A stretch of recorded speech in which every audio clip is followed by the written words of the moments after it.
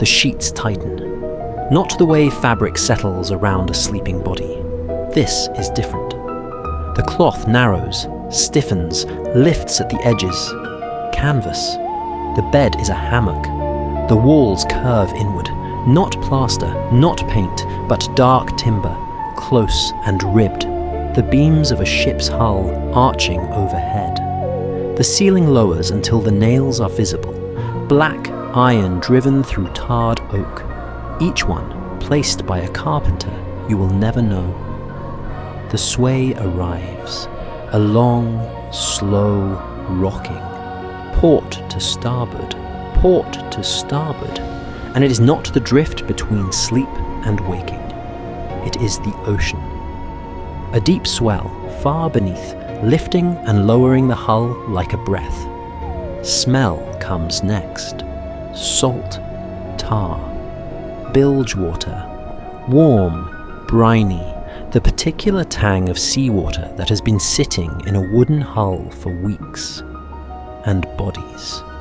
The dense fog of men who have not bathed in a month. Sweat, wool, the tallow of cheap candles. Sound layers in. The hull creaks, a slow groan of timber flexing against the sea. Water runs along the planking outside, a hiss and gurgle. Somewhere nearby, a man snores. Somewhere farther, a rat crosses a beam. Tiny claws on wood. You are Nathaniel Crowe.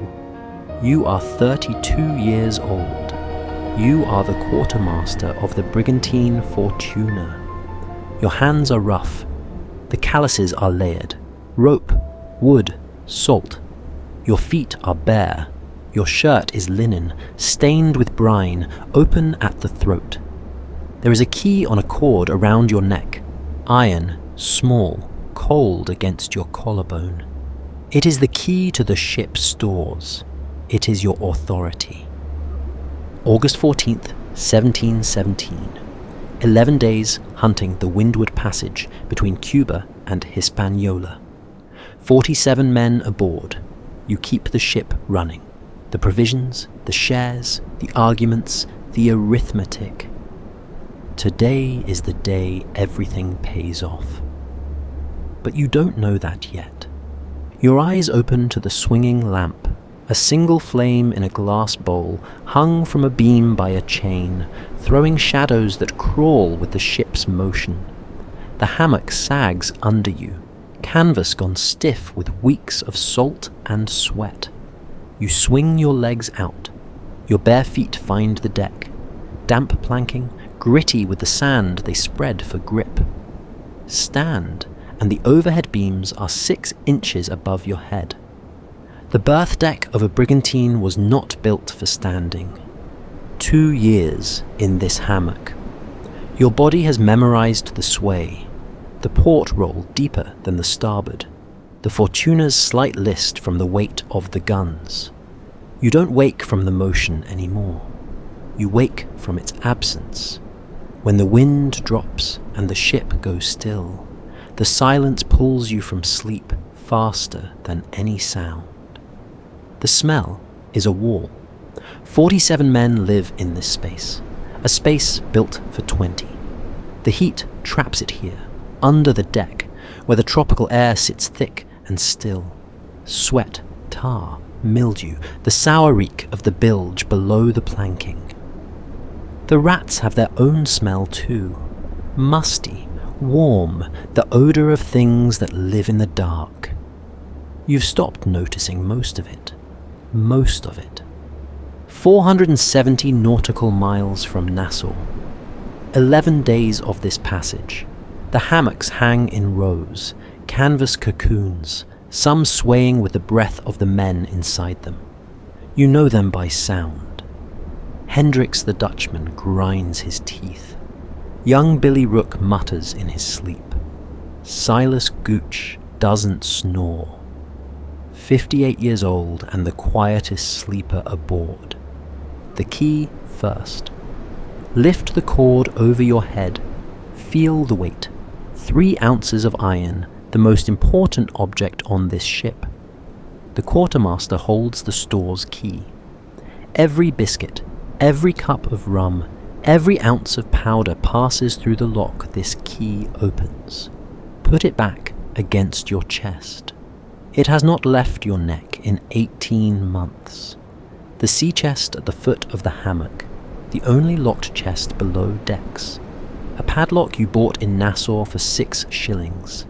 Inside, a spare shirt, a navigation manual with a cracked spine, your father's folding knife, and the ledger, the ship's accounts, the quartermaster's Bible, every provision counted, every share recorded. Tuck it under your arm. It goes everywhere you go.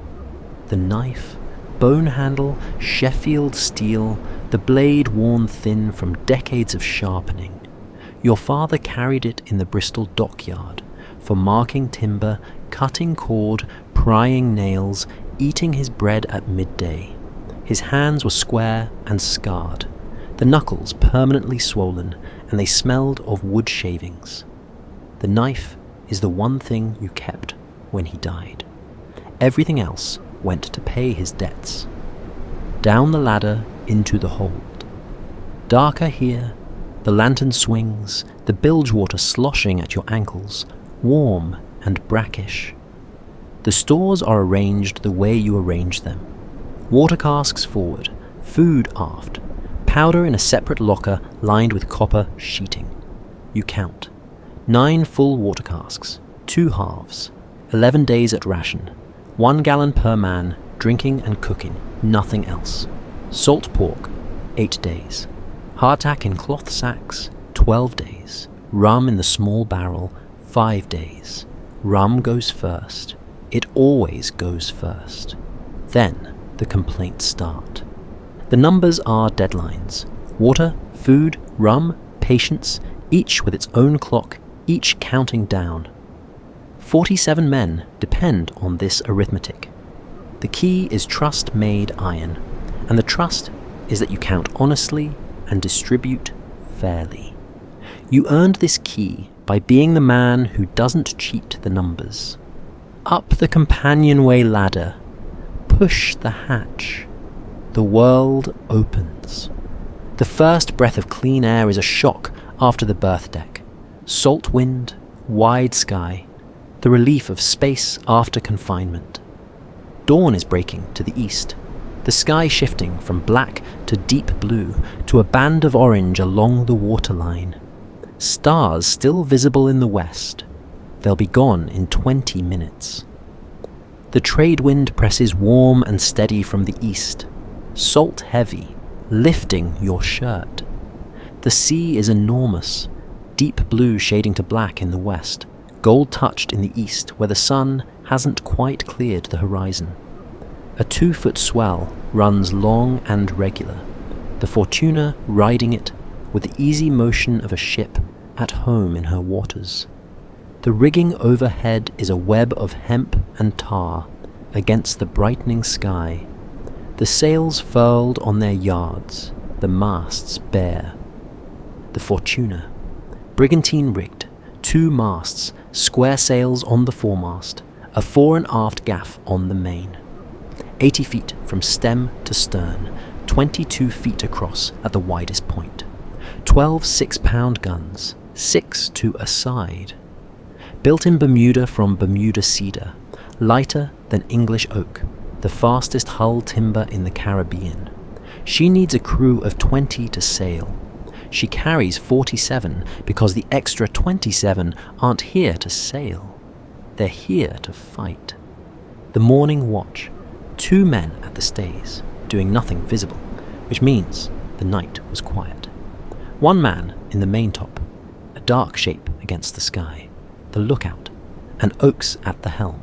Samuel Oakes, 30 years old, born in the Bahamas, hands that never leave the wheel during watch. He nods when you reach the quarterdeck. No words. Oakes doesn't waste them. The compass in the binnacle reads northeast by east, the heading that keeps the Fortuna in the Windward Passage, the busiest shipping lane in the Caribbean. His hands hold it steady. Walk the deck, Check the gun lashings, tight. The bilge pump handle, dry, which means the water below isn't rising. The scuppers, draining clean. Everything is in order. The Fortuna is a well-run ship because you run it. Your feet read the deck the way Silas reads rope, by feel, without looking. The planking tells you things, the slight give near the mainmast where the caulking has softened, the hard spot at the bow where salt has crystallized between the seams. A sailor who wears boots misses half of what the ship is saying. Silas is on the foredeck, coiling line with his remaining 5 fingers, lost to a block and tackle off Bermuda in 1704. The story he tells differently every time. "Morning, lad," his greeting to everyone, the captain included. The old man's hands move fast despite the missing fingers, the rope falling into coils that are tight, even, seamless. 46 years at sea, 12 ships. The Fortuna is the only one he chose. The rigging inspection, a frayed forestay, the wire rope that holds the foremast forward. "Needs replacing before she parts," Silas says, running his thumb along the fray. Then the foremast step, the timber base where the mast meets the deck. He taps it with a knuckle. The sound is dull. "Soft. Rot. Needs careening, lad." Careening means beaching the ship, scraping the hull, replacing rotten timber. A week's work, a month overdue. The horizon is empty. 360 degrees of ocean and sky, and nothing else. 11 days of the same emptiness, the same wind, the same waiting. The Windward Passage should be busy. August is when the Spanish treasure fleet sail from the colonies back to Cadiz, loaded with silver and sugar and indigo. The passage between Cuba and Hispaniola is the bottleneck. Everything funnels through here, but the sea doesn't keep a schedule. You wait or you leave. Those are the options. The crew is restless. You can feel it. A tightness in how they talk, an edge in laughter that wasn't there a week ago. Piracy pays only when there's a prize. No prize means no shares. No shares means men start thinking about other captains, other ships, other chances. Coulter is pushing to move south, towards the Lesser Antilles, more shipping lanes, more risk. His impatience is the crew's impatience, given a rank and a voice. Billy Rook on his knees, wholly stoning the deck, with a block of sandstone, scrubbing in slow circles. The boy looks up. "Morning, Mr. Crowe." Always Mr. You never corrected him. His hands are blistered, new to the calluses, the skin splitting where it hasn't hardened. 19 years old. Ran from a Virginia tobacco plantation at 16. Not enslaved, but indentured. And the difference mattered less than the beatings. Quick with ropes. Eager, strong. He hasn't seen a real fight yet. "Get some tar on those hands before they crack open." He nods. "Keep scrubbing. You were 15 when you went to sea. A merchant brig out of Bristol. The crew was mean and the food was worse. The same raw hands, the same eagerness to belong. Silas found you the same way. A boy scrubbing a deck, trying to earn a place. You didn't choose Billy Rook. He attached himself, and you didn't push him away. You tell yourself it's professional. The crew needs able hands, and Billy learns fast. But the truth sits closer to something you don't name, because naming it means admitting you care about someone on a ship where caring is a liability.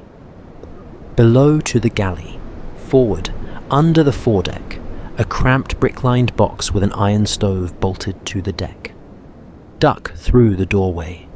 Frenchy Moreau at his station. One-eyed, leather patch over the right socket, a knife in each hand, humming something French, and probably obscene. Salt pork sizzles in its own fat. Hardtack soaks in a bucket of seawater to soften it. Breakfast, Monsieur Quartier-maître. His title for you, half respect, half mockery, delivered in an accent that belongs to no nation. The heat hits immediately. The stove radiates in the small space, sweat on your forehead before you've taken 2 steps. Fat crackles, the smoke curls, and the spice bag, Frenchie's treasure, a small canvas pouch he guards more carefully than his remaining eye. Cumin, black pepper, allspice, stolen from a Dutch East India ship 6 months ago. The difference between food and sustenance, between eating and surviving. He shakes a pinch into the pan, and the smell changes from grease to something almost worth wanting. Frenchie serves on tin plates, stolen from a Portuguese merchantman, mismatched, dented, each one with a different crest. The crew eats with fingers and knives. No forks at sea. Too easy to lose. Too easy to use as weapons. The food is the same every day. Salt pork that has been in brine so long it's more salt than pork, and hardtack that breaks teeth if you don't soak it. Frenchie's genius is making the same ingredients taste different each time. The spice bag is his sorcery. 2 meals a day at sea, breakfast and supper. The galley fire is the most dangerous thing aboard. An open flame on a wooden ship full of tar and powder. The stove is bricked on all sides, bolted to iron plates. Sand spread underneath. Frenchie tends it like a priest tends an altar. If the ship rolls hard, the fire goes out. If the ship rolls very hard, the fire goes everywhere. The rum ration. You measure it yourself. A tin cup, a barrel tap, a careful pour. A half pint per man per day. The contract the crew signed is clear on this point. 47 cups, 47 half pints. The crew lines up, each man taking his cup with a nod, moving on. The one ritual nobody questions. You pour your own last. The quartermaster serves before he eats. A habit from the Navy that you never lost. How long, monsieur? Frenchie's one eye steady on yours. Before we find something? The honest answer is that you don't know. The provisions say 11 days. The crew's patience says fewer. You give the answer the ship needs. Soon, Frenchie nods. He doesn't believe you either. Up to the quarterdeck, the raised deck at the stern, slightly above the main, with the wheel, the binnacle, and a view forward to the bow and aft to the wake. Oakes still at the wheel, his second hour. The compass reads northeast by east. Unroll the chart across the taffrail, the hand-drawn copy of a Spanish original taken 2 voyages ago. Cuba to the north, a green mass. Hispaniola to the south. Between them, 60 miles of deep water, the Windward Passage, marked in faded Spanish ink. Dead reckoning. The method by which you navigate when you have no sextant. Too expensive, too fragile for a pirate ship. You estimate speed by dropping a wood chip off the bow and counting seconds until it passes the stern. You read direction from the compass, corrected for the magnetic variation that differs in every ocean. Speed multiplied by time gives distance.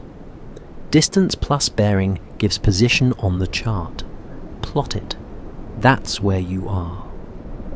The chart is a copy of a copy. The Spanish original taken from a prize 2 years ago. Redrawn by Crowe's hand with ink made from soot and vinegar. The coastlines are reasonably accurate. The depths are guesswork. The currents are marked in pencil that smudges when your hand sweats, which, in the Caribbean, is always. A proper chart costs £40 in Nassau. A sextant, the instrument that would let you fix your position by the stars, costs 60 and breaks in the first storm. Dead reckoning is what you can afford. Approximately. Dead reckoning accumulates errors. Every estimated speed is slightly wrong. Every current you didn't account for pushes you off. Every day, the gap between where you think you are and where you actually are grows a little wider. You navigate by best guess and honest counting. There is no other way. Captain Coulter climbs the quarterdeck ladder, boots first, then the silver rum cup, then the rest of the man. He's been drinking already. The rum is sweet on his breath, though his eyes are sharp despite it. 41 years old, elected captain 2 years ago after the previous one took a musket ball off Tortuga. Brave to the point of recklessness. Good in a fight. Terrible at patience. Position, you point to the chart. Here, 60 miles southeast of the Tortuga Channel. 11 days, Crowe. The men need a prize. The men need provisions. A prize would solve both. The tension between you is the tension that runs the ship. Coulter wants to sail south for the Lesser Antilles. More shipping, scattered islands, more chances. You want to hold the passage. This is the richest lane in the Caribbean. Every ship heading from the Spanish colonies to Spain passes through these 60 miles. Last August, Coulter took a sugar brig here. 800 pounds of cargo. The crew ate well for 2 months. The risk is real. HMS Scarborough is somewhere in these waters, and a Navy frigate would end this conversation permanently. But the reward is here. You wait. Nothing, sir, the lookout's voice drifting down from the maintop. The same 2 words, every morning for 11 days. The horizon is a line. Blue water meeting blue sky, unbroken in every direction. The sun clears the waterline. The heat begins. The deck warms under your bare feet. The Fortuna sails on. You watch the horizon and do the arithmetic. 11 days of water, 5 of rum. Something has to give. The morning settles into its routine. The particular routine of a pirate ship between prizes, which is not so different from the routine of a merchant or a warship. The sea doesn't care about your flag.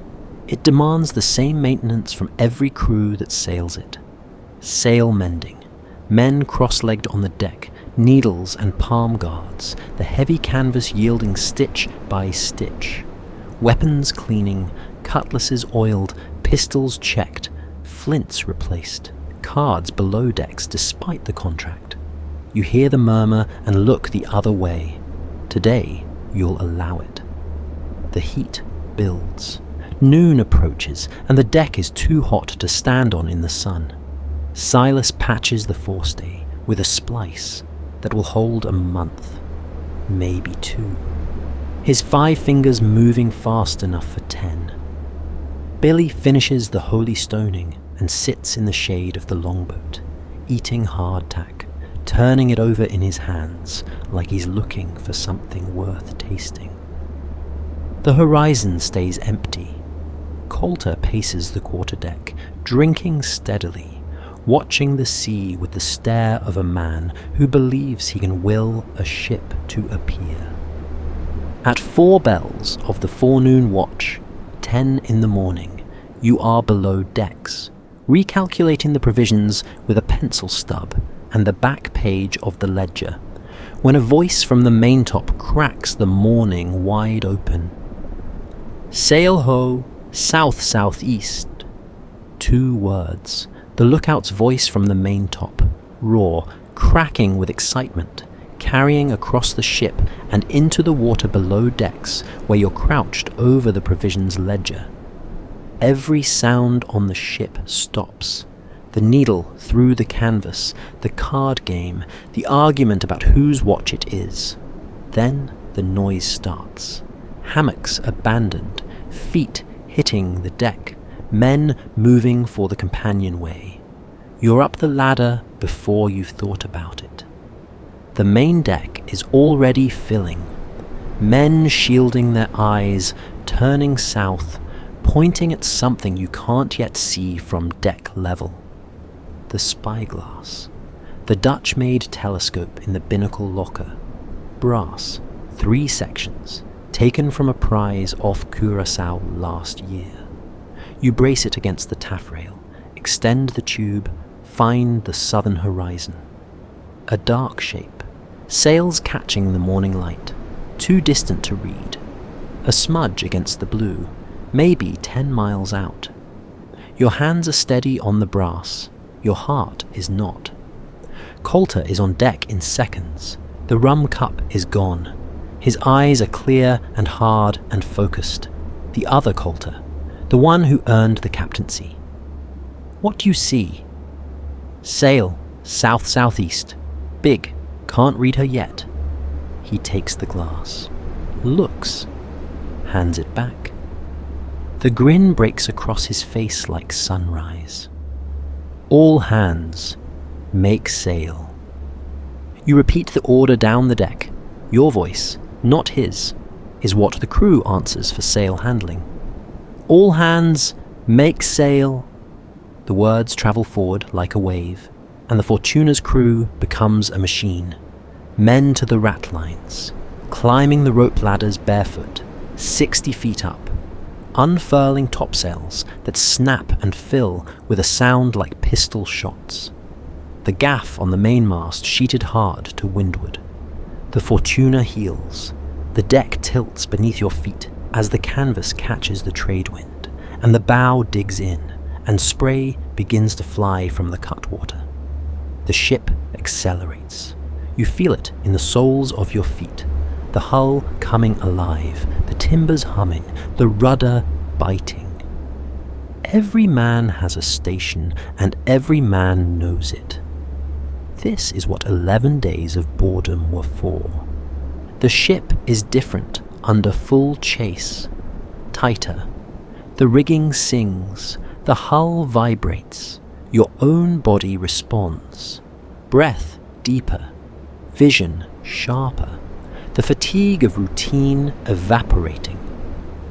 This feeling, the hunt, is the thing nobody admits is the reason they stay.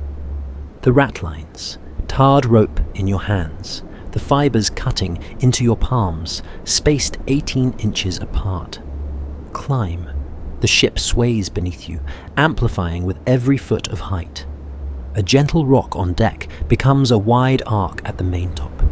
Your bare feet grip the rope. 60 feet. The deck shrinks. The sea opens. Pull yourself onto the maintop platform. A wooden square barely 4 feet across, railed with rope, where the mainmast meets the topmast. Hendricks the Dutchman makes room. The wind up here tears at your shirt, presses tears from your eyes. The whole sea, blue-black to the west where the morning hasn't reached, gold-green to the east where the sun is climbing. The Fortuna's wake, a white line scratched across the surface. And to the south, the ship. The rigging hums. From up here, you can read the wind by the sound it makes in the stays. A low thrum means steady trade wind. A rising whine means a gust coming. The topmast shrouds vibrate at a pitch that tells you the Fortuna is making 8 knots, maybe a quarter more. A ship talks to the man who listens. This one has been talking to you for 2 years. Through the spyglass, braced on the platform rail, the shape resolves. 3 masts, square-rigged on all of them.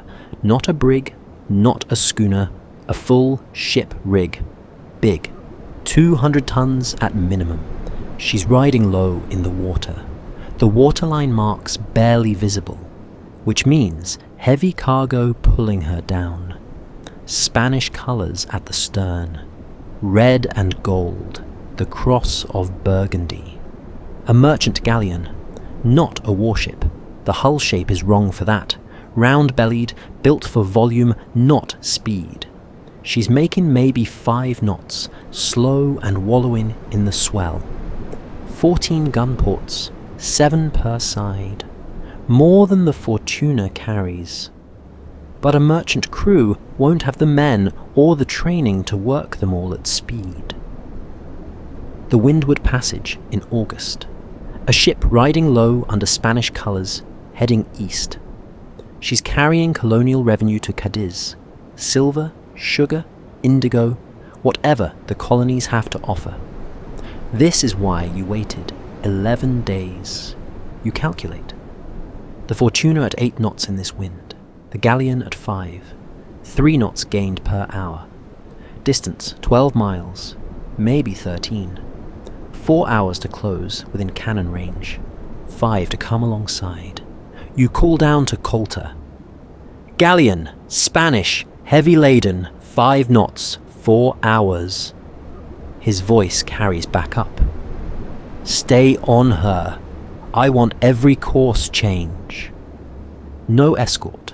1 ship alone in the passage. No frigate, no consort. The treasure fleets usually sail in convoy. 6 or 8 merchantmen, with a warship or 2 riding guard. A lone galleon means she missed the convoy, or was separated by weather, or was delayed in port. Or it means the escort is hull down over the horizon and will come running at the sound of guns. You weigh the odds. A lone straggler, most likely. You stay. Somewhere on that ship, a captain, a crew, men with names and families, and somewhere they'd rather be. In 4 hours, you'll try to take everything they carry. Some of them may die for it. You chose this.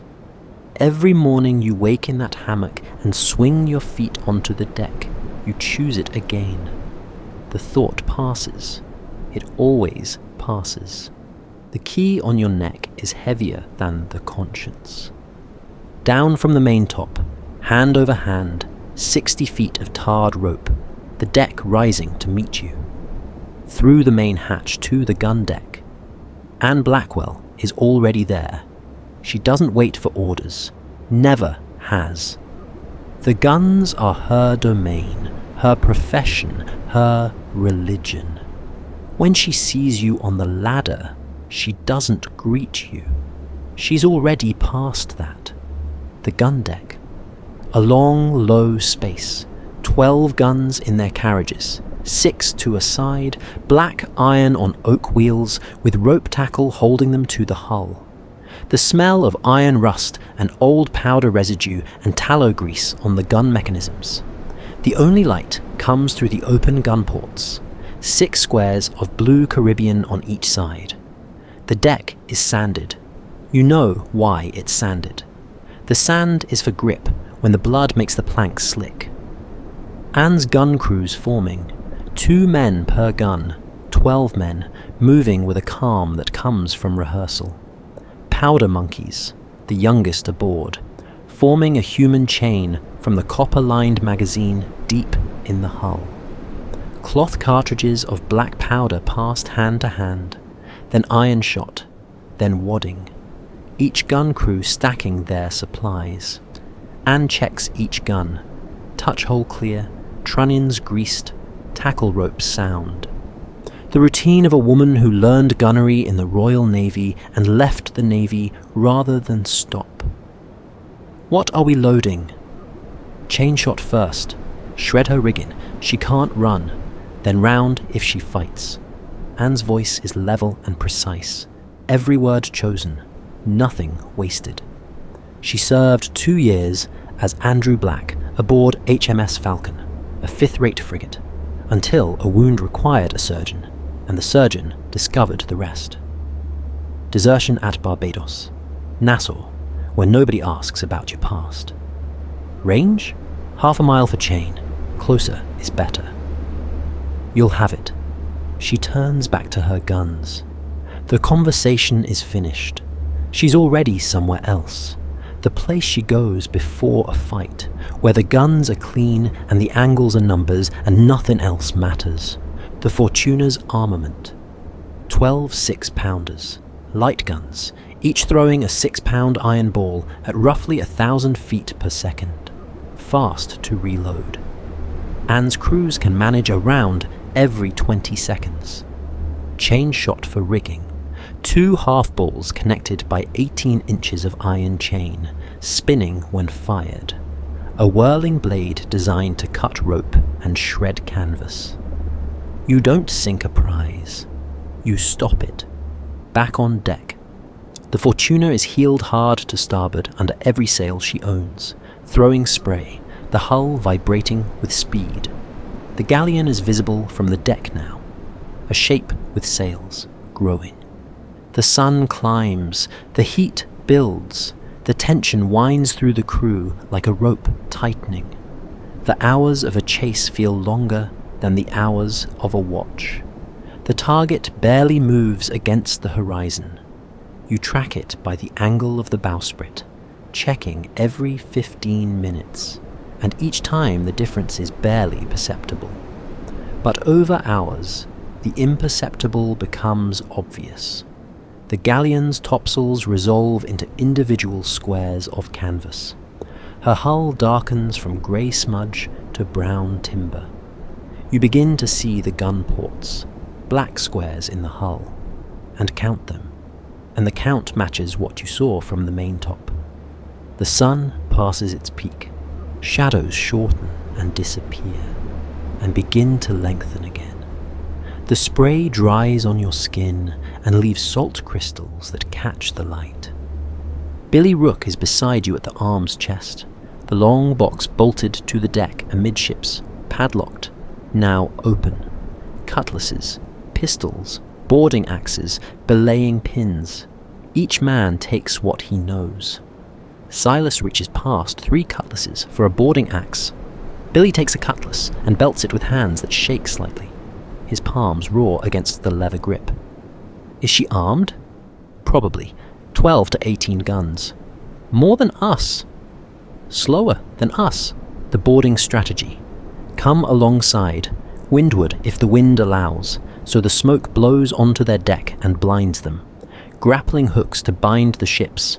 Iron hooks on rope, thrown from the gunwale, biting into wood. 20 men board. The rest hold the Fortuna and work the guns to cover the retreat if things go wrong. Speed and terror. Pirates win by being more frightening than their numbers justify, most of the time. Coulter's ensign, the black flag. A skull over crossed cutlasses on black canvas, hand-sewn by a woman in Nassau who charged 3 shillings and didn't ask what it was for. Run up the colours. 2 men haul it up the main halyard. The flag catches the wind and snaps taut, visible for miles, the universal signal. Surrender, and we grant quarter. Resist, and we don't.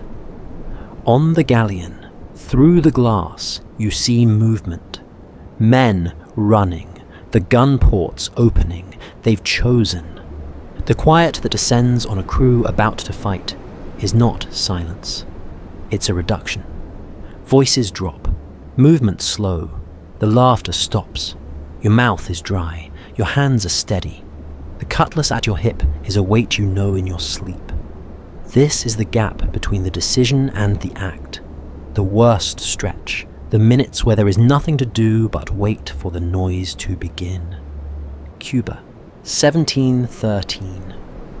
A Spanish coaster, small, barely armed, should have been simple. You were 25.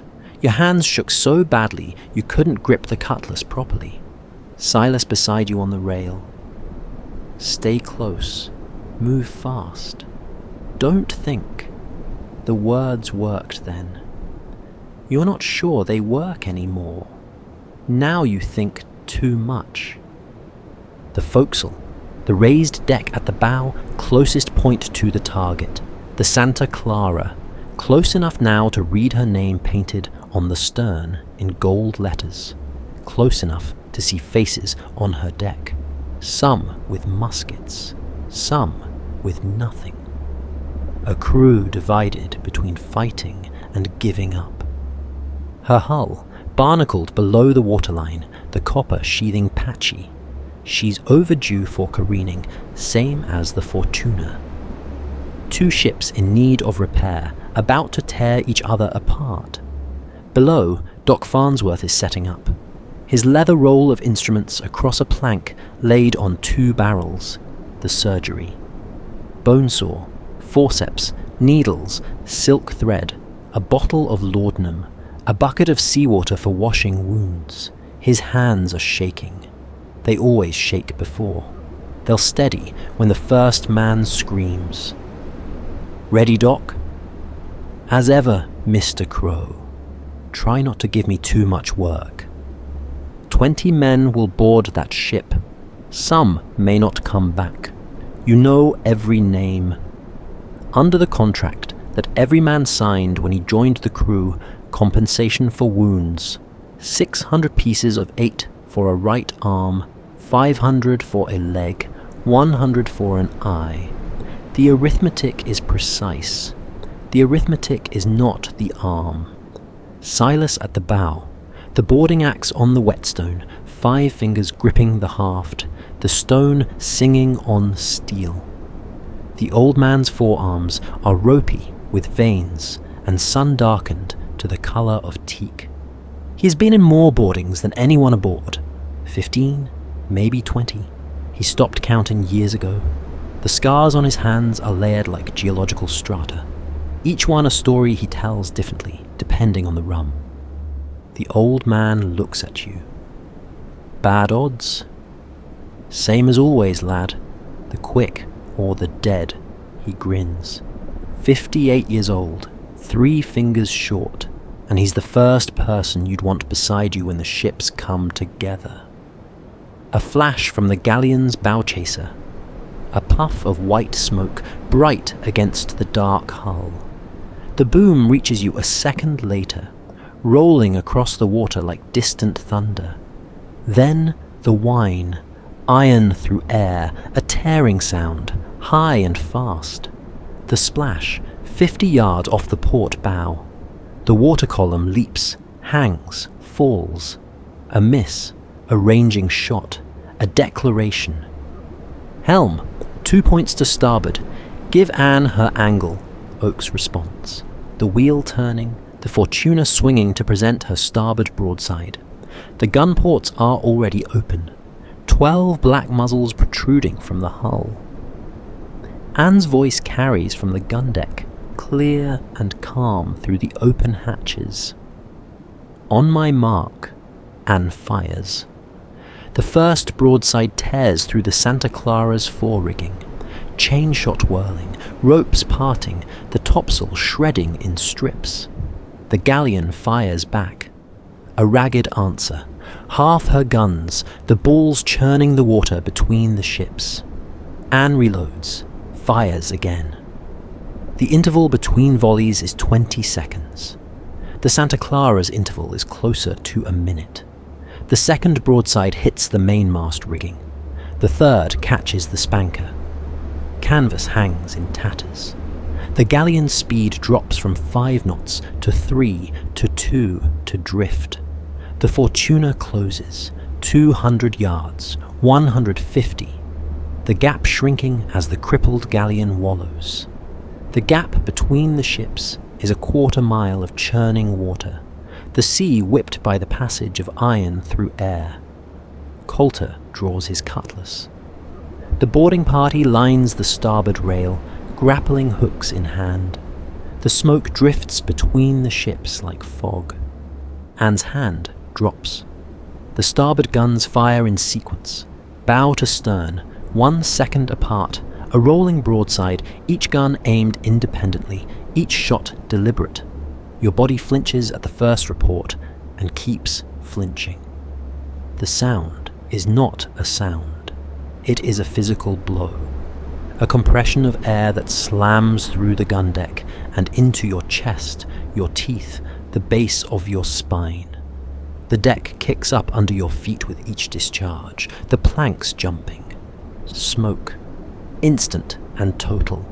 A white wall of it filling the gun deck, burning your eyes, your throat, scorching your lungs.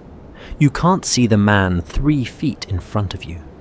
The heat rolls off the gun barrels, iron that was cool a moment ago, now glowing dull red at the touch holes. The gun carriages slam backward on their trucks, 3 feet of recoil, the tackle rope snapping taut with a sound like whips. Chain shot. Each gun fires a pair of iron hemispheres connected by 18 inches of chain. They spin in flight. A whirling blade at 1,000 feet per second, invisible, designed to cut through hemp and canvas like a scythe through wheat. Anne fired at 200 yards. At that range, she doesn't miss. Through the gun port, squinting through the smoke, the Santa Clara's foremast rigging shredded. Ropes parting, the stays snapping back like whips. The foretopsail hangs in strips. Her mainmast rigging is next. The Galleon is losing drive, slowing. The helmsman fighting a wheel that has less and less sail to answer to. Men on her deck scramble, trying to clear wreckage, trying to man their guns, trying to do both. She's already dying as a sailing vessel. She just doesn't know it yet. The Galleon answers. A broadside, ragged, the guns firing seconds apart, no discipline, no coordination. Most of the shots hit water. White columns erupt around the Fortuna, spray drenching the main deck above, the hull shuddering with near misses. One ball doesn't miss. It punches through the hull 2 feet above the waterline with a crack, like a tree splitting open. Splinters fan across the gun deck. Oak turned to knives, spinning through the smoke-filled air. A man screams. Tom Wheeler, ordinary seaman, 23, from Devonshire. A splinter the length of your forearm has gone through his right thigh. Blood soaks his breeches, pools on the sanded deck.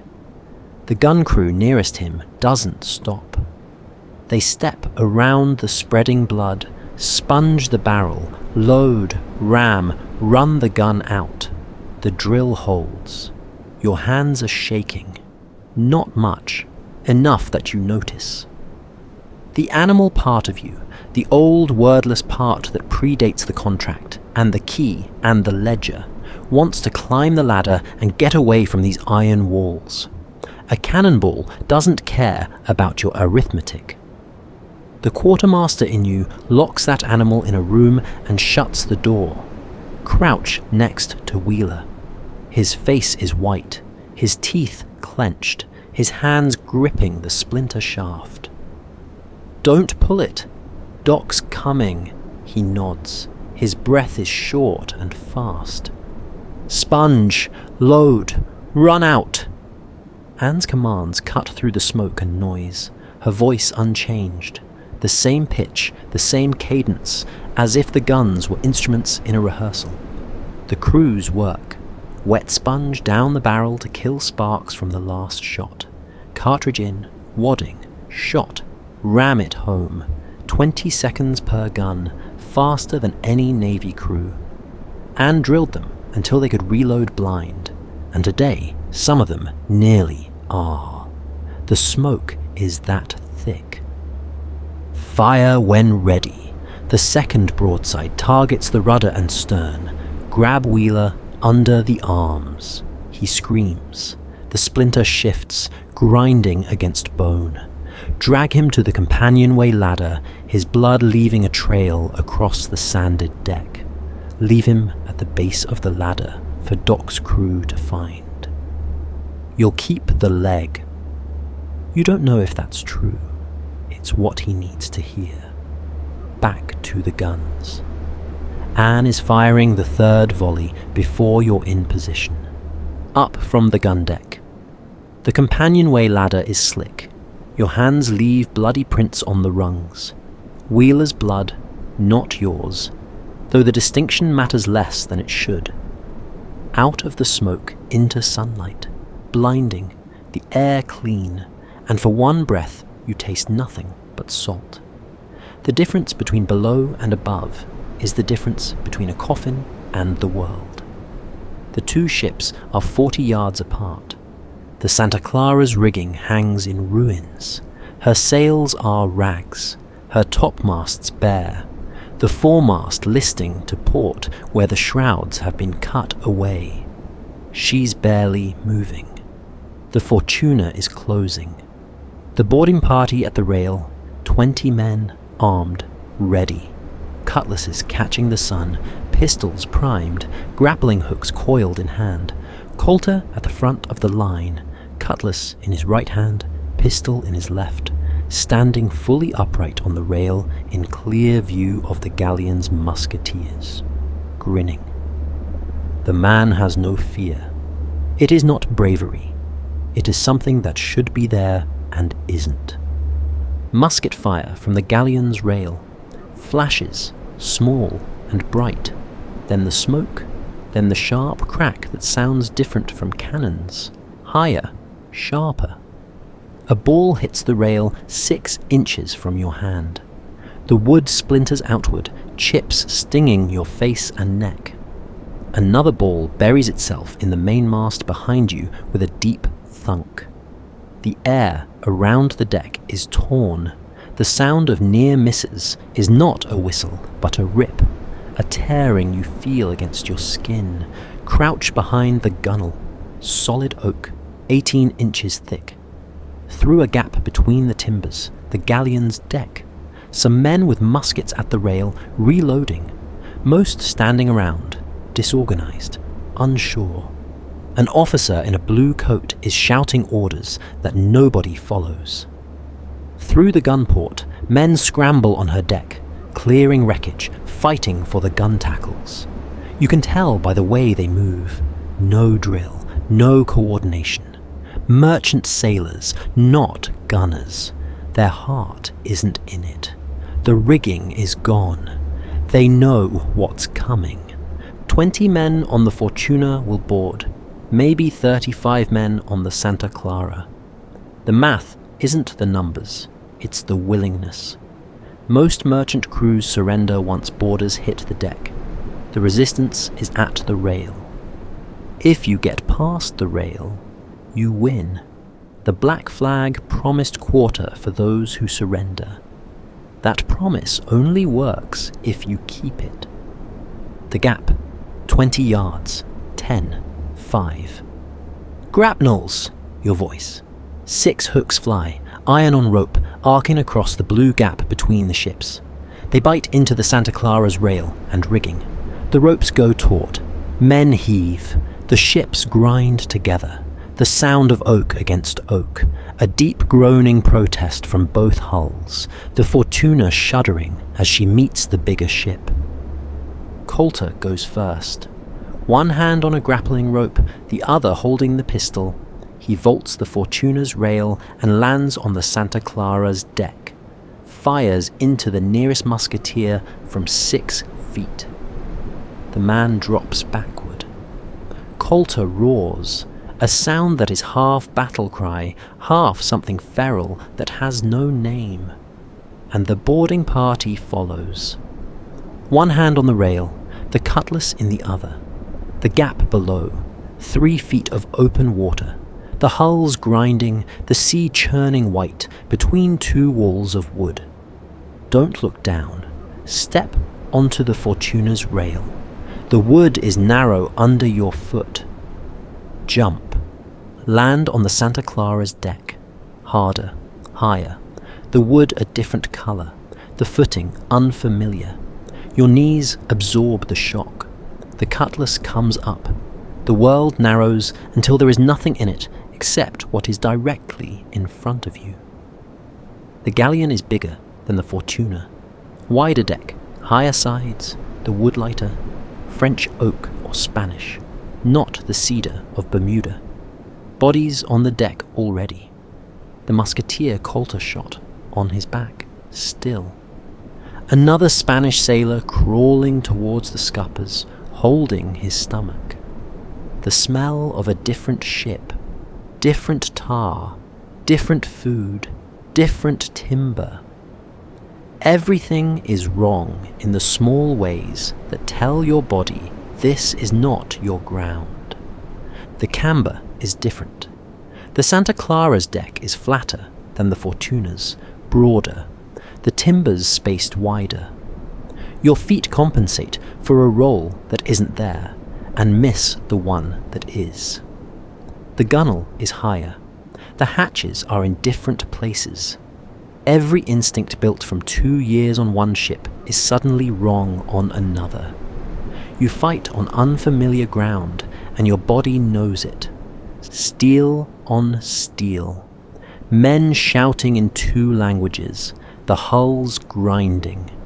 A pistol fires close enough that the flash leaves a white spot in your vision. A Spanish sailor lunges with a pike, 10 feet of ash shaft with an iron point. Sidestep left. The point passes your ribs by inches. You feel the air move. Grab the shaft with your free hand. Pull. The man stumbles forward, off balance. The cutlass finds his shoulder. There is a sound, wet and grating, that you will remember longer than you want to. He drops. You step over him. Move on. Don't think.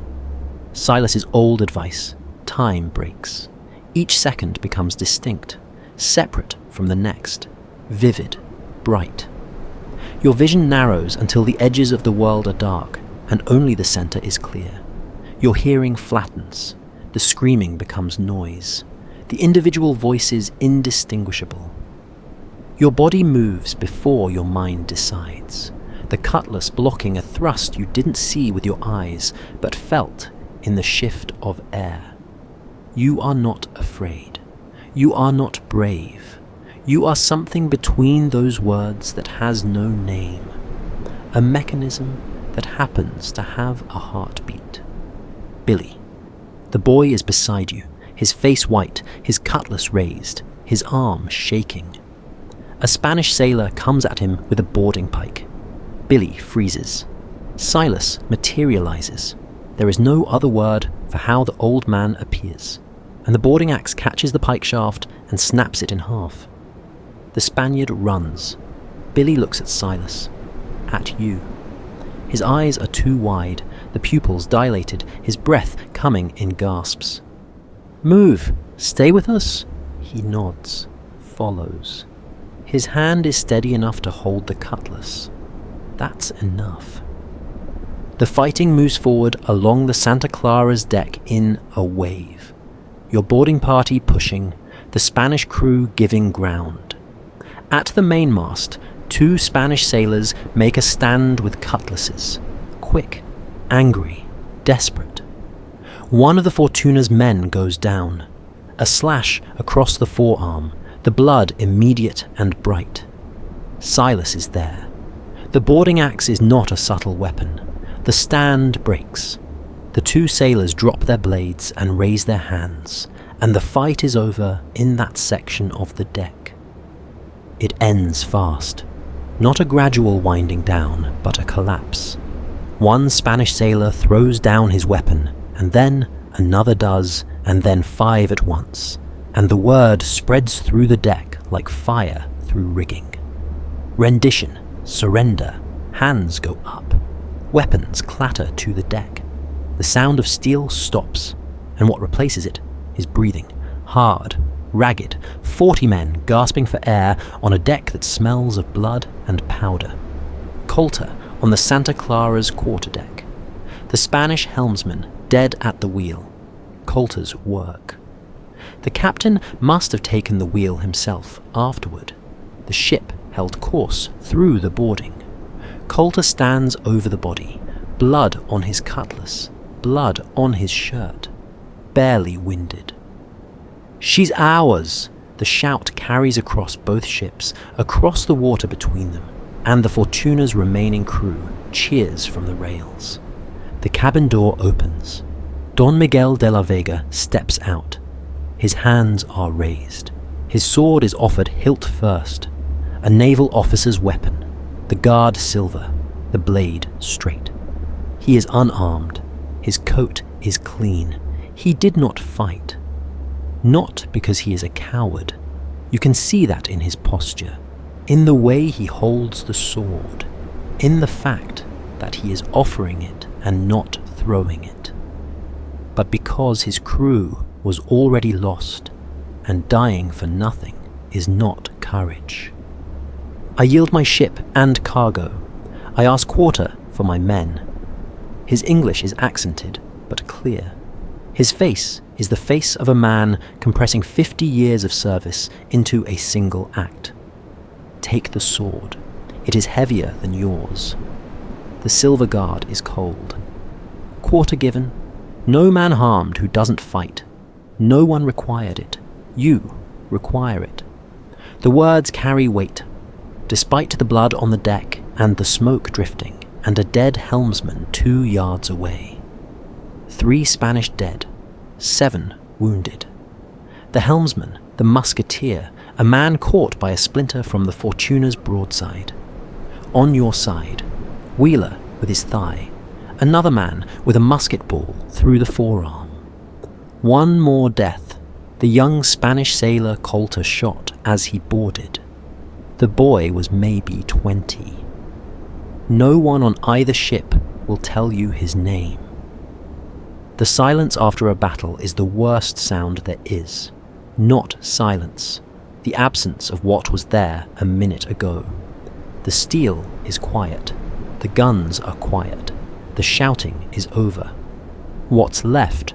Wind in the rigging. But the Galleon's rigging is shredded, and the hum it makes is the sound of a broken instrument.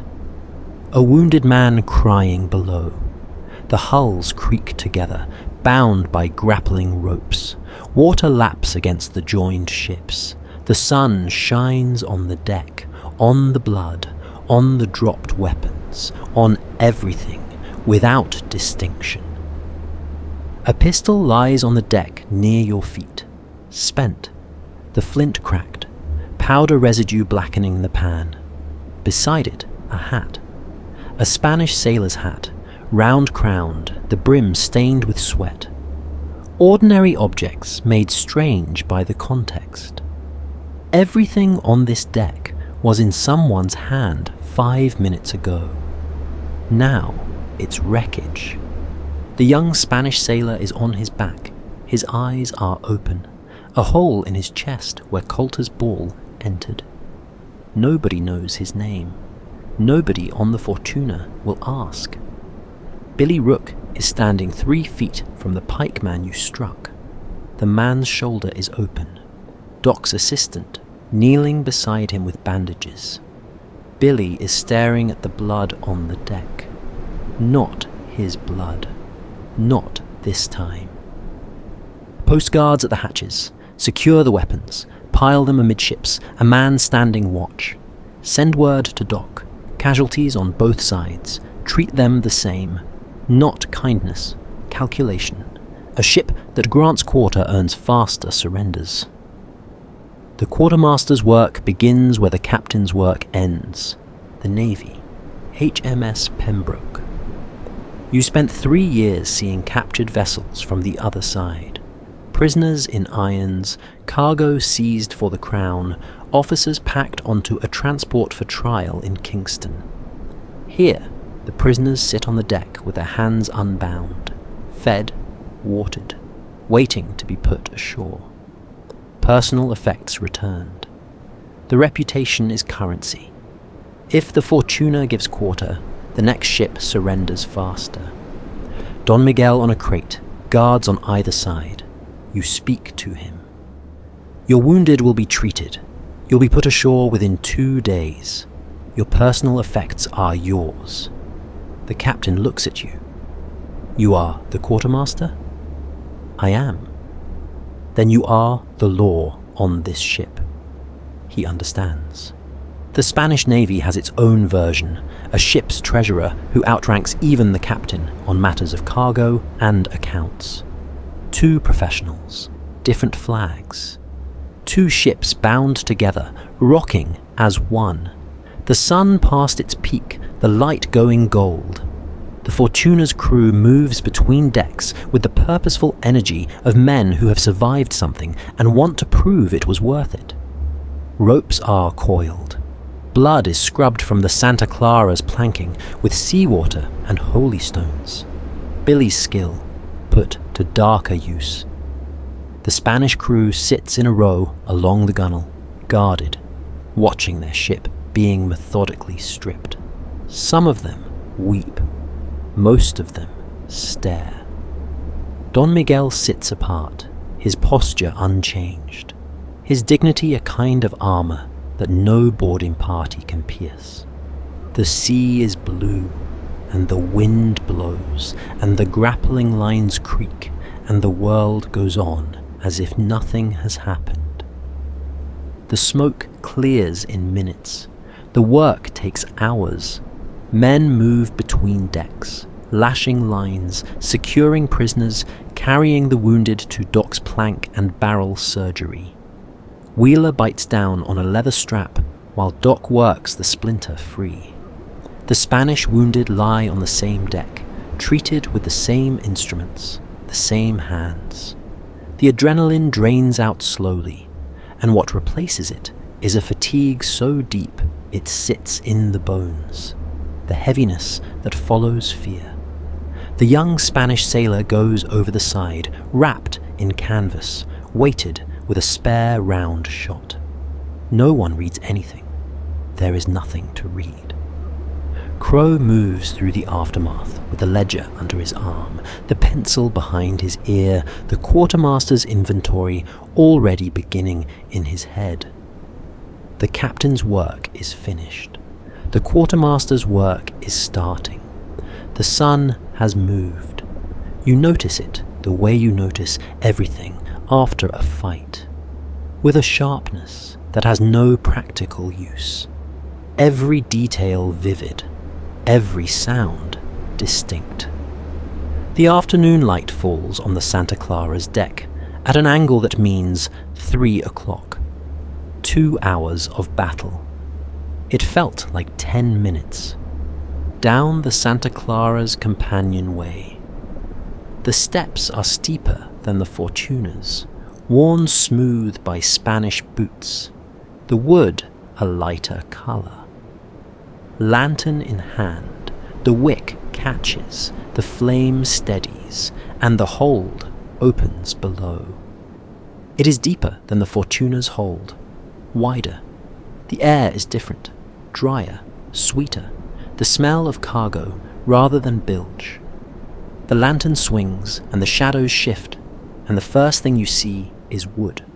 Crates stacked 3 high, bound with iron straps, stamped with the customs marks of the Spanish colonial administration. Canvas-wrapped bundles in the bilge, long and heavy.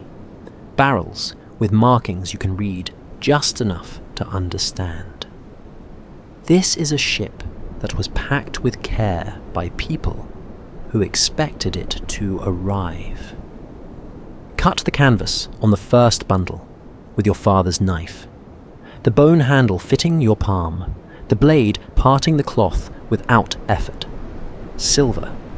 Ingots, each the size of a man's forearm, rough cast, cold, stamped with the assayer's marks of Potosi and the crown of Spain. You lift one, 20 pounds at minimum. The surface has a matte sheen, the metal dense, real, heavy in a way that paper money never achieves. Stack them on the deck. Count. 8 in this bundle. More bundles behind the crates, the sensation of silver in your hands. Not coins. You've held coins, and coins feel like money, abstract and light. Ingots feel like earth. Heavy, cold, the surface slightly rough where the casting mold left its texture. You can feel the mass of it, the density of a metal pulled from the ground, smelted, stamped, and carried 4,000 miles by ship and mule and human back. When you set it down, the deck vibrates. Potosi. You've heard the name from every silver merchant in Nassau. A mountain in Peru, the richest on earth. The men who dig it out don't share in the wealth. Forced labor, indigenous and African, thousands dead in the tunnels. The silver doesn't carry the smell of the mine, but it carries the weight. Sugar in hogshead barrels, raw brown sugar from the plantations of Hispaniola. You pry a stave loose. The crystals are coarse and dark and sweet on your tongue when you taste them. A flavour so far from salt pork that it registers as a different sense entirely. Indigo in canvas sacks. The blue dye, powdery, staining your fingers the moment you touch it. The colour won't wash out for days. Cochineal in small sealed casks.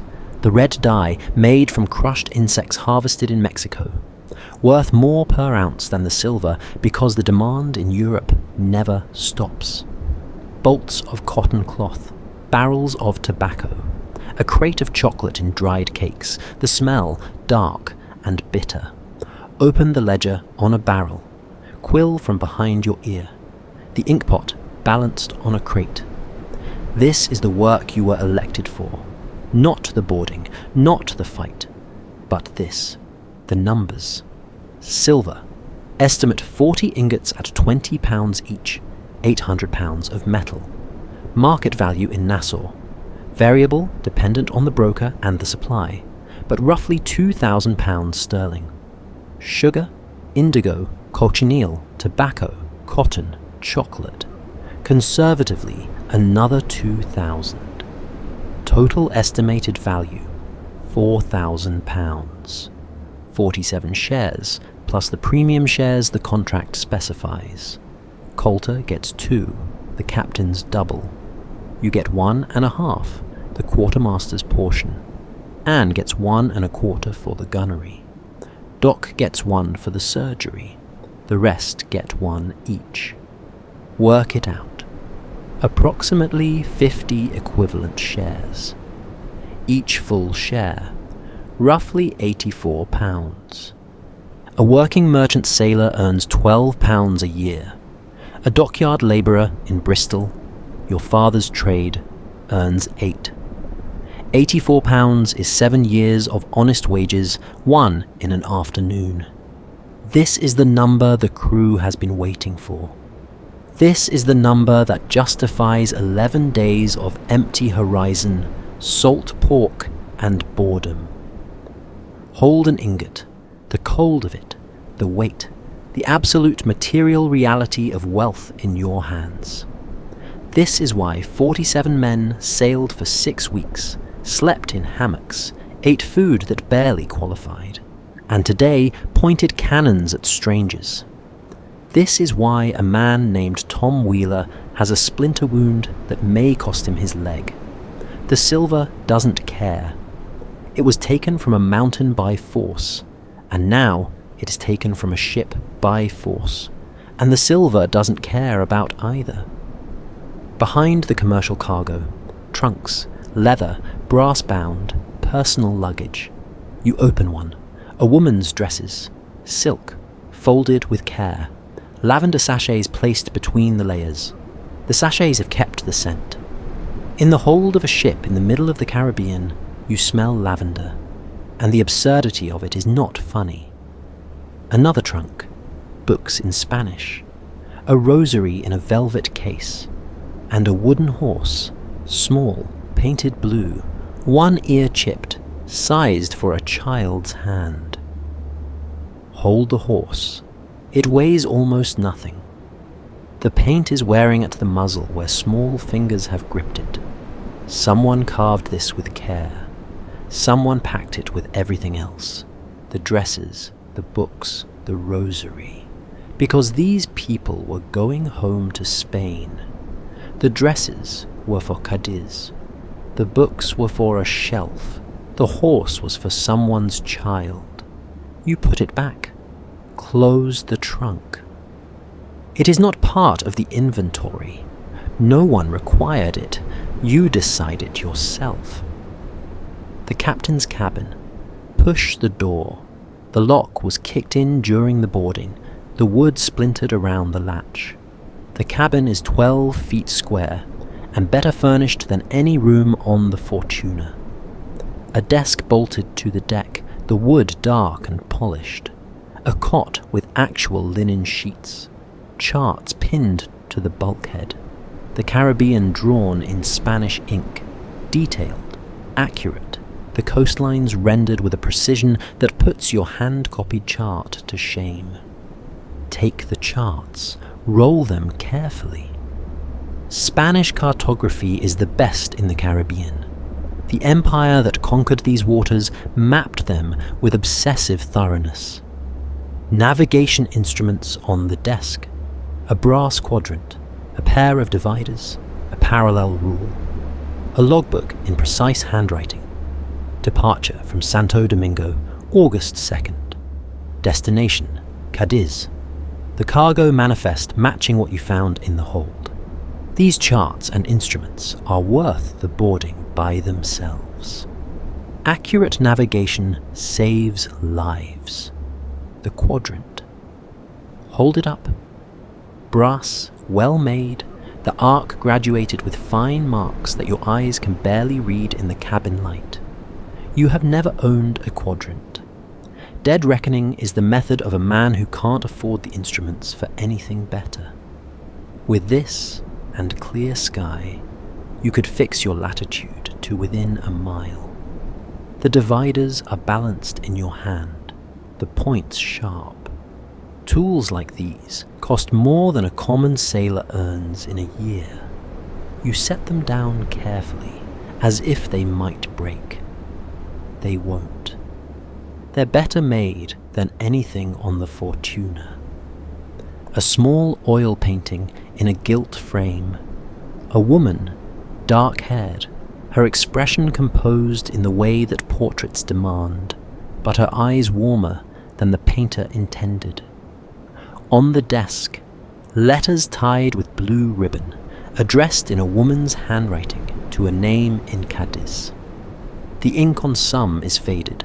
Old letters, read many times, carried back and forth across the Atlantic.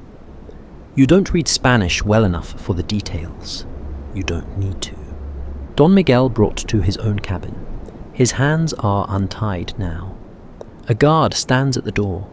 The captain sits at his own desk, in his own chair, and the fact that it is no longer his desk or his chair sits between you like a third person. The cargo manifest is accurate. It is.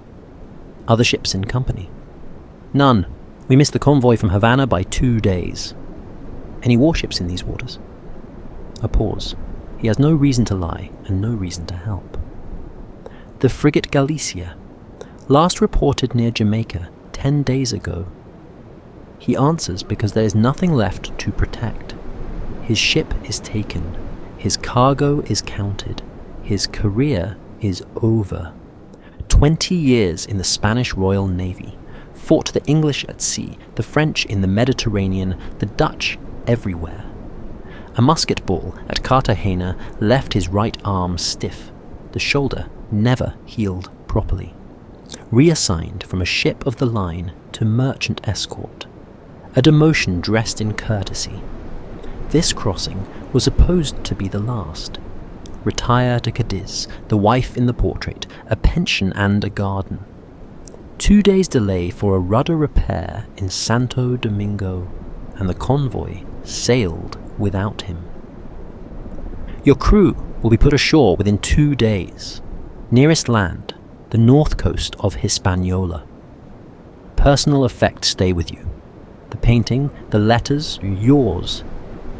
Don Miguel looks at the portrait, then at the letters, then at you.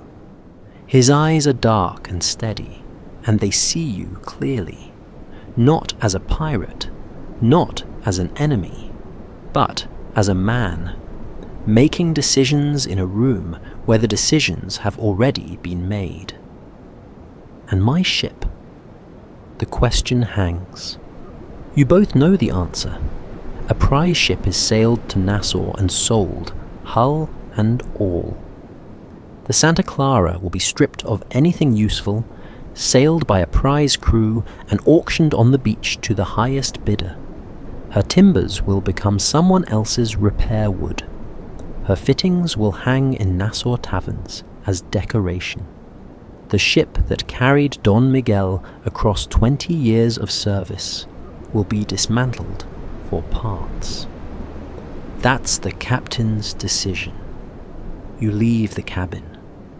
The letters remain on the desk, beside the painting, beside the life this man was carrying home. Back across the gap to the Fortuna. The deck is a different world. Celebration. Rum being passed. Not the measured ration from the contract's barrel, but the open cask. Coulter's authorization. The captain's prerogative after a prize. Men laughing, clapping backs, the stories already growing. The boarding getting bolder. The resistance fiercer. The surrender more dramatic with each retelling. Someone found a fiddle aboard the Santa Clara and is playing it with more enthusiasm than skill. The notes sharp and cheerful across the water. Coulter on the quarterdeck, his stage, his audience, the silver rum cup full. He tells the boarding story, how he shot the musketeer, how he took the quarterdeck while the helmsman fought. The crew drinks it up because they want the captain to be the hero. The story needs a hero, and Coulter fills the role the way he fills a door frame, completely, without apology. You let him. The crew needs celebration. You need the numbers, the formal inventory, the ledger open on a barrel, the quill scratching, silver ingots, 42 total, weight approximately 840 pounds, sugar, 14 hogshead barrels, indigo, 8 sacks, cochineal, 3 casks, tobacco, 6 barrels, cotton cloth, 12 bolts, chocolate, 1 crate, ship stores, charts, navigation instruments, everything counted, valued, recorded. The total revises upward, £4,200, each share, £84. Below to dock surgery, the plank and barrel table, the smell of laudanum and blood and seawater.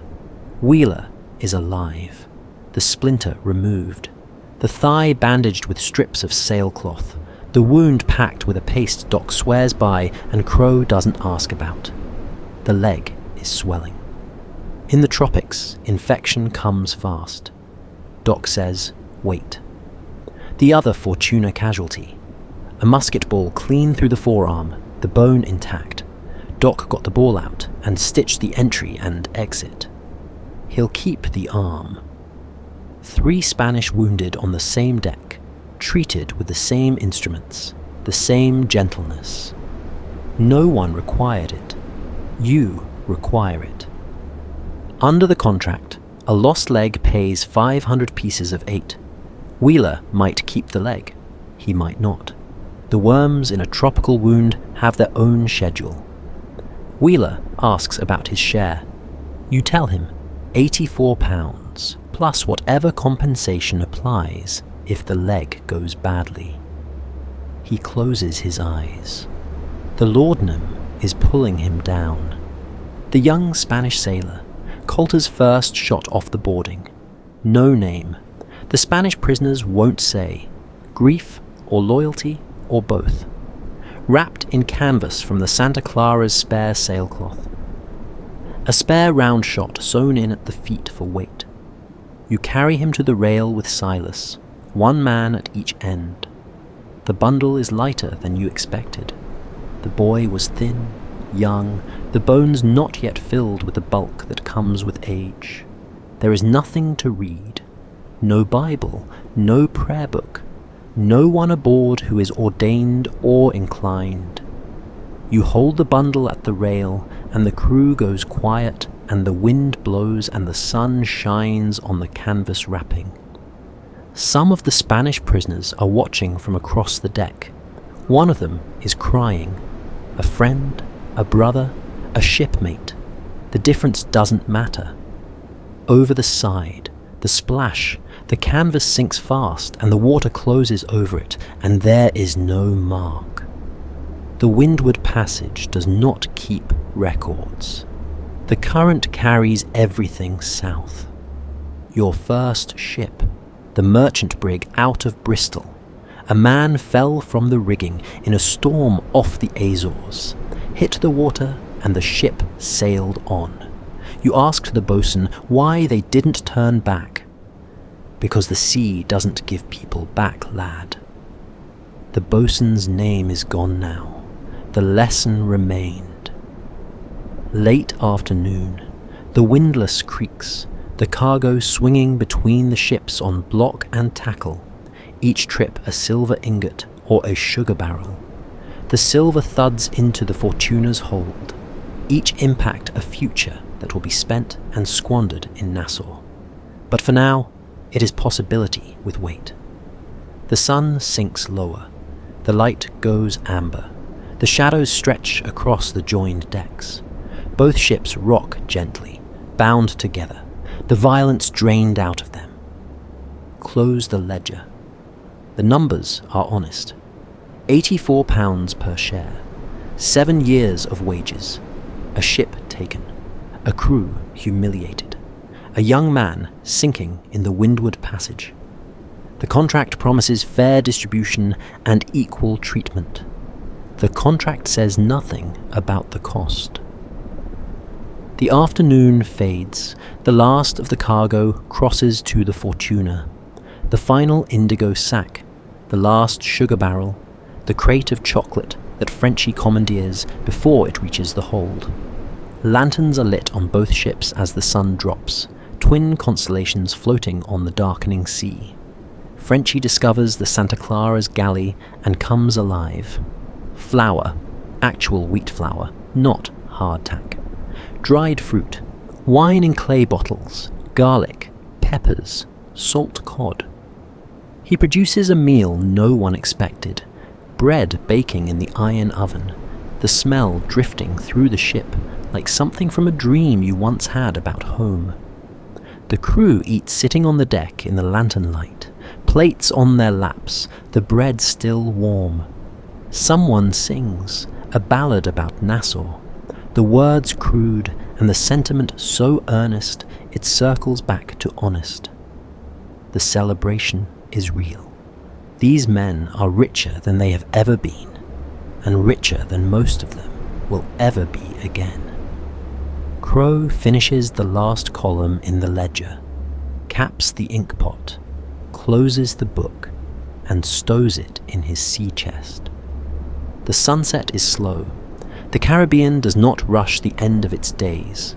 The sky burns through orange to red, to a purple so deep it is nearly black, the sun flattening on the western horizon until it is a sliver, a line, nothing. The sea follows, blue to gold to dark, the colour draining minute by minute until the water is indistinguishable from the sky except for the reflections of the first stars.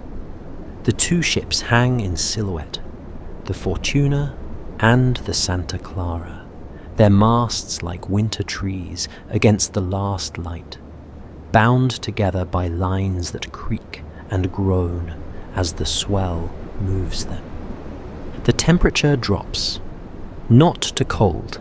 The Caribbean in August has no cold, but the heat releases its grip. The air breathes, the sweat dries on your skin. The deck, which was too hot to stand on at noon, is warm under your bare feet, holding the day's sun the way the hull holds the sea. Walk the deck. The Fortuna feels different at anchor, heavier, the motion slower. The two ships' combined mass dampening the swell. The rigging is slack. The sails are furled. For the first time in 6 weeks, the ship is not hunting. She is resting, and the rest sits strangely on a vessel built for speed. Most of the crew is finished. drunk or asleep or both. Hammocks slung wherever there's space. Men sprawled against the gunwale with their hats over their faces. The celebration burned out by the second hour. The combination of rum and relief, and the deep fatigue that follows a day of fear. The Santa Clara rides alongside, her deck quiet, her ruined rigging dark against the stars. The prisoners are below on the Fortuna, fed, watered, guarded by 4 men you chose for being sober and steady. Billy Rook, sitting alone by the longboat, his back against the hull, his knees drawn to his chest. He hasn't drunk, he hasn't eaten. The plate Frenchie made for him sits untouched by his hip. He's staring at his hands as if they belong to someone else. "You all right?" "Yes, sir." The same answer, the one every young man gives the first time, because admitting anything else means admitting the day was real. Sit beside him, say nothing. The longboat is warm against your back. The stars are beginning to thicken overhead. Sometimes the silence does more than the talking, and the presence of another person who isn't asking questions is the only thing worth offering. The boy is not all right. His first battle, the pike coming at his chest and his body freezing, the muscles locking, the cutlass useless in his hand, Silas saving him with the boarding axe, the blood on the Santa Clara's deck, the canvas bundle going over the side, all of it in his eyes, playing on a loop he can't stop. It doesn't get easier, but you learn where to put it. Billy nods. His eyes are wet, but his jaw is set and he will not cry in front of you. You leave him. There is nothing else to give. The night air has cooled enough that the sweat on your arms raises goosebumps. From somewhere below, a man coughs, one of the Spanish prisoners, or one of your own crew, the sound indistinguishable in the dark. A bell rings the watch, 2 strokes, 9 o'clock. The longboat where Billy sits is pulled up on chocks, its hull smooth and dark, the oars lashed inside. In an emergency, it carries 12. In practice, it carries supplies to shore and back. It has never been used in an emergency. You hope it stays that way. Below, the hold where the prisoners sit, 8 Spanish sailors and their captain, backs against the Fortuna's hull, blankets from the Santa Clara spread on the deck. Don Miguel sits apart from his crew, the portrait and the letters beside him on the planking, the only things he was allowed to keep, the only things that matter. He looks up when you appear at the hatch, nods, you nod back. Everything that needs saying has been said. The Santa Clara will be sailed to Nassau by a prize crew, 6 men who volunteered for the extra work and the extra share, sold there, hull and fittings, to whoever bids. The prisoners go ashore at Cap Francais on the north coast of Hispaniola, a day's sail south. From there, Don Miguel and his crew walk to Santo Domingo. He reports the loss. His owners calculate the damage. His career, already winding down, ends with a line in a ledger. Vessel lost to piracy. Windward Passage, August 1717. The pension may survive. The garden in Cadiz may still happen. But not the way he planned it. Frenchie's cooking reaches the deck from below. Garlic, peppers, salt cod, the bread still warm from the second batch. The smell of Spanish provisions, richer and stranger than anything the Fortuna's stores could produce. Frenchie sings while he works. Something French. Something that might be a hymn, or might be a tavern song. the melody rising through the timbers. The crew eat Spanish food off Spanish plates, and the strangeness of that, eating from the same stores as the men you've imprisoned, does not occur to most of them. Coulter's cabin. Push the door. It sticks, warped by the humidity, the wood swollen in its frame. 8 feet by 6, the candle already lit, shadows moving on the bulkhead where maps are pinned with brass tacks. The air is close. Rum, candle wax, the particular smell of a man who has worn the same shirt through a boarding and a celebration without changing. The captain at his desk, the silver rum cup full, his eyes bloodshot but sharp. The post-battle glow has curdled. What follows euphoria for men like Coulter is appetite. He has already moved past today. He is thinking about tomorrow. Sit, Crowe. You sit. Place the ledger on the desk between you. £4,200, 84 per share. Coulter grins, the smile of a man who counts money the way other men count drinks. Not bad for a Tuesday. He lifts the cup, drinks, sets it down. Now, the Lesser Antilles. Nassau, your voice is flat. The argument you've been rehearsing all afternoon. Sell the cargo, refit the hull, careen the Fortuna. Silas says the worm damage is serious, the foremast step is soft. A month, maybe 2, before something gives. 20 days of provisions with the Spanish stores. Not enough for a southern cruise, and Wheeler needs a real surgeon, not Doc's best guesses. Coulter leans forward. The Silver Fleet is still moving. There are 20 more ships out there. We hit one. Why not 2? The crew is sharp. The morale is as good as it gets. You don't waste this. His argument is the gambler's argument. The next hand is always the big one.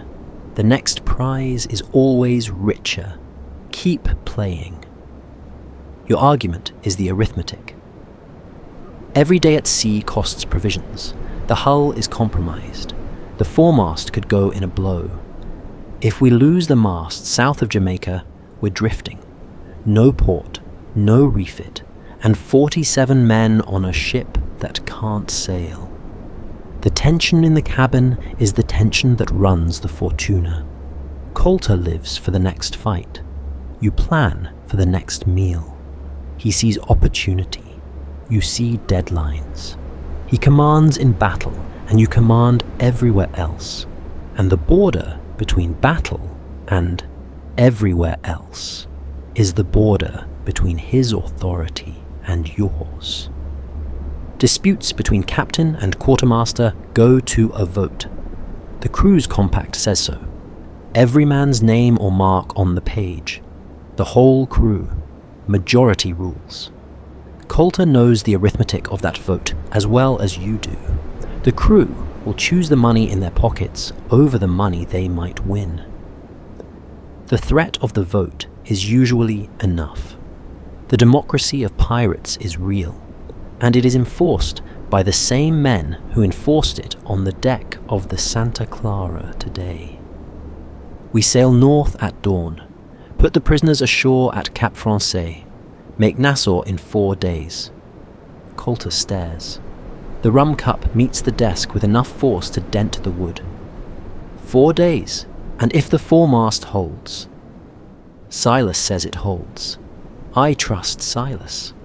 The captain waves a hand, not agreement, but surrender, ungraceful and real. North then, wake me when we're rich. You stand. The cabin is too small for 2 men and a disagreement. At the door, Coulter speaks again, quieter. Crowe, you turn. Good work today. The Count, the prisoners, the way you handled the Spaniard. He means it. The man is difficult and reckless and sometimes dangerous, but he is not dishonest. You nod. Leave. The door closes on the candle's glow. midnight. The deck is quiet. The lanterns have burned low, their oil nearly spent, the light they cast shrinking to small orange circles on the planking. You relieve the helmsman. "I've got it. Get some sleep." And he goes below without argument, his footsteps fading on the companionway ladder. The wheel is locked. No point in steering. Both ships are drifting northeast on the current, sails furled, the night watch a formality. Stand at the taffrail, the stern rail, the highest point at the back of the ship, looking out over the wake and the Santa Clara and the darkness beyond. The sky. No moon tonight. It set an hour ago.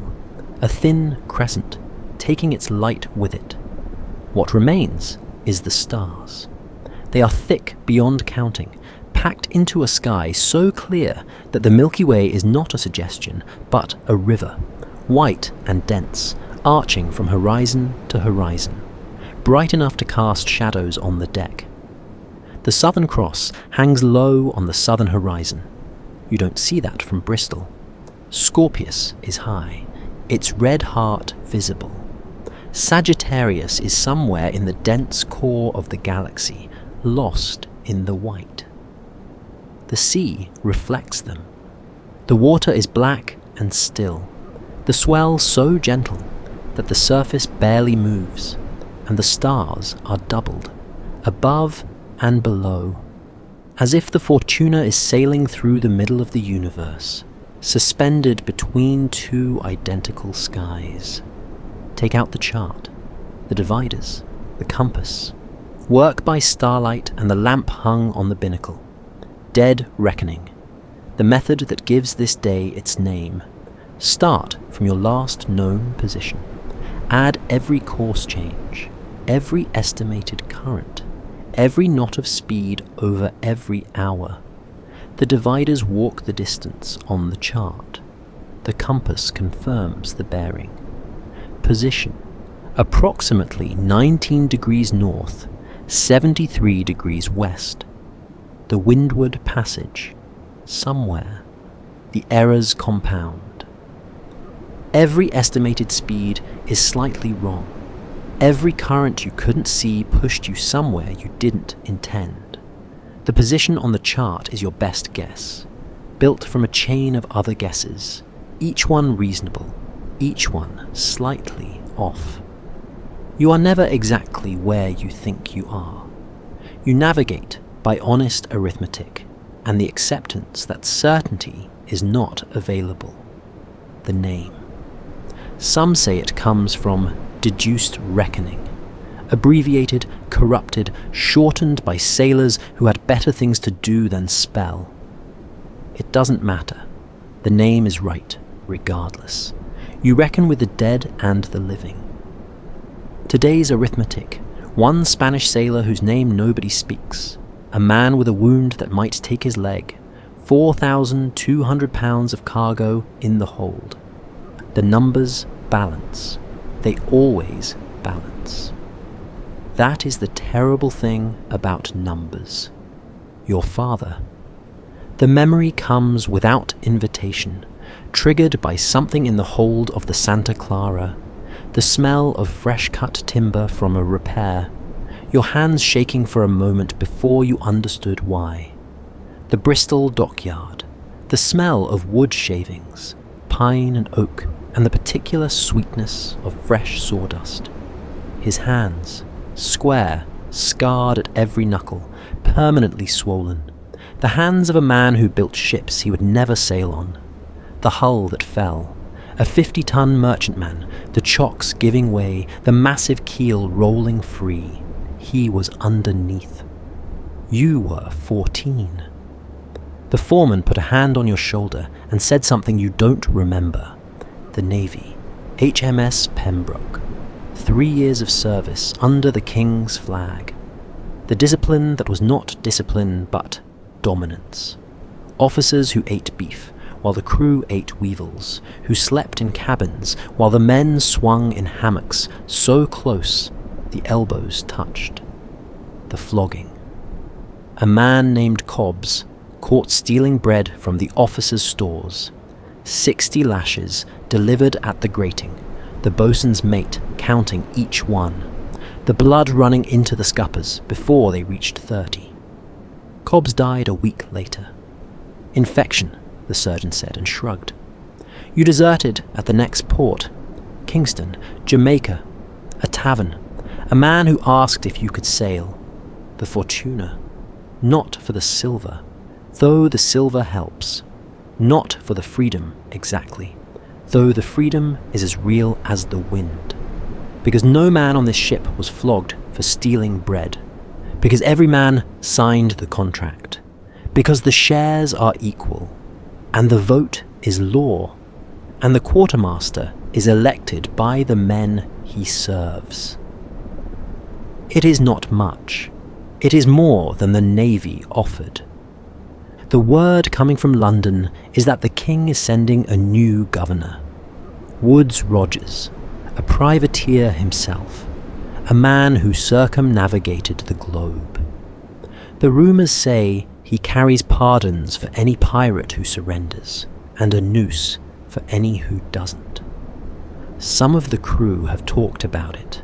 Some have stopped talking, which is worse. The money goes fast. Rum, women, cards. Within a month the £84 will be spent and the crew will be back at sea, hunting the next prize. The cycle has no end except the ones that come suddenly. A noose in Kingston, a storm off Bermuda, a musket ball with no name on it. Count out £20 from your share, a leather pouch. The merchant in Nassau who runs a quiet transfer service, letters and money to Bristol. No questions, no names in any ledger. Your mother, 54. She takes in washing. Her last letter said her hands ache in winter and the coal is dear. £20 will keep her comfortable for a year.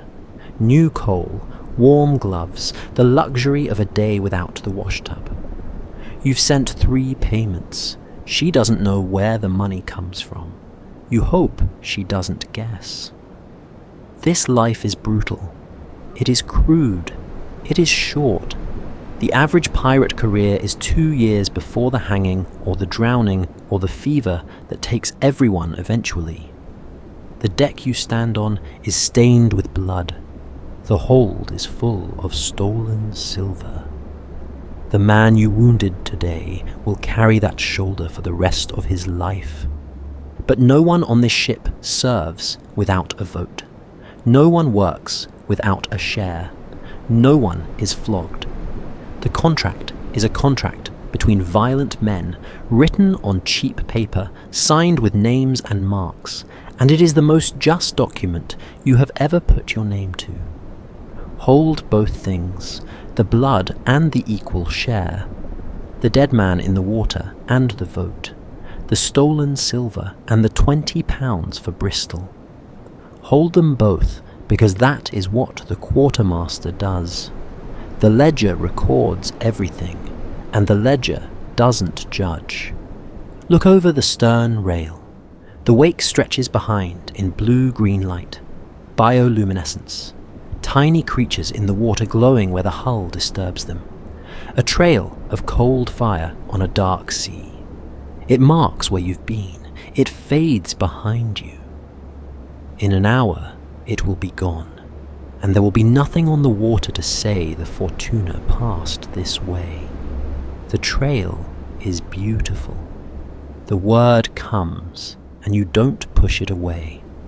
The Caribbean is beautiful, and it doesn't care what you've done in it. Pencil on chart.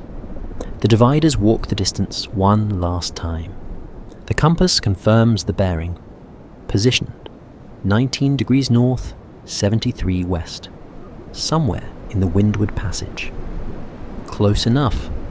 Rest your arms on the taffrail. The wood is smooth under your forearms, worn by the hands and elbows of every man who has stood this watch.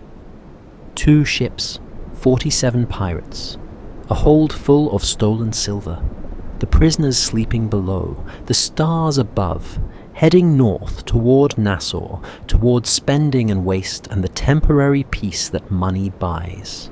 Then, back to sea, the key on your neck, the ledger in the chest. The arithmetic says you're somewhere in the passage, and the arithmetic is honest, and close enough is all the certainty the ocean offers. The stars soften, not fading. They are too bright to fade, but their edges blur as if seen through water, through glass, through the slow dissolution of a world returning to where it came from. The taffrail under your arms loses its grain.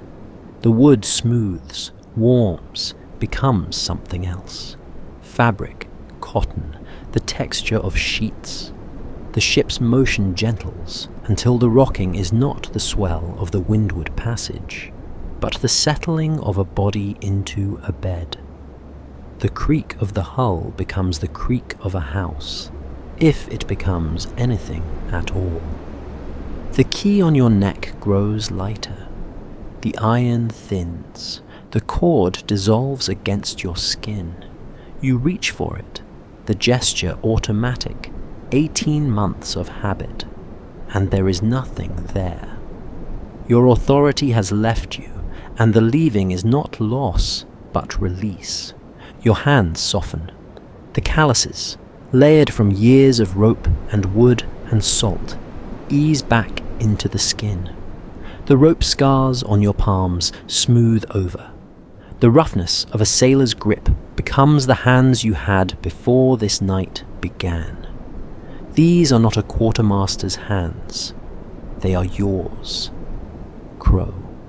The name loosens.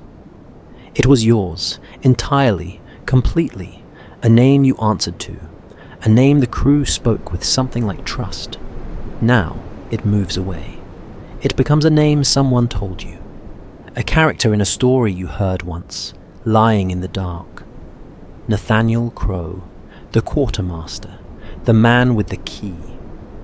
You remember him the way you remember a dream, with clarity that is already fading. The crew dissolves. Silas, the 5-fingered hands, the morning lad, the 46 years of ocean in his voice. Oakes, the steady helmsman, the nod without words. Billy, the boy with the blistered hands, sitting by the longboat, learning where to put it. Frenchie, one eye, 3 languages, the stolen spices. Anne, the guns, the calm, the voice that never changed. Doc, the shaking hands that steadied when the work arrived. They recede, their faces blur, their names thin into sounds, and the sounds thin into nothing. The Fortuna, the 80 feet of Bermuda cedar, the 12 guns, the hammocks and the galley and the quarterdeck where you stood and watched the stars. It narrows, contracts, becomes less than a ship and more than a memory. The timbers become walls. The deck becomes a floor. The rigging becomes silence. The Santa Clara already gone. The silver in the hold, cold, heavy, stamped with the crown of a kingdom across the ocean. The sugar, the indigo, the chocolate, the charts, the portrait of the woman in Cadiz, the wooden horse with the chipped ear, returned to the archive, returned to stillness. The sea, the enormous blue-black Caribbean, the trade wind, the Windward Passage, the bioluminescent wake trailing behind 2 ships heading north. It draws back. The horizon contracts. The salt smell fades. The sound of water against a hull becomes the sound of quiet, becomes the sound of your own breathing in a room that is yours. The sky compresses. The Milky Way narrows from a river of white to a ceiling. The Southern Cross drops below the edge of the world. Scorpius goes with it. The stars, all of them, 10,000, 100,000, become the darkness behind closed eyes. No more provisions to count. No more shares to calculate. No more dead reckoning. The vault closes its door. The moment returns to stillness, sleep.